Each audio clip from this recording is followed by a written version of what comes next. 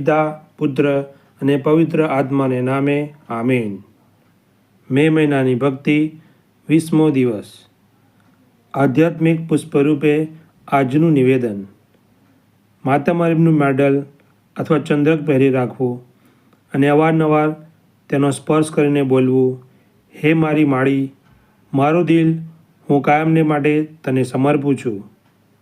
સંત ઇગ્નાસ લોયોલાવાળા આવી ટૂંકી પ્રાર્થનાઓ અનેકવાર જપતા.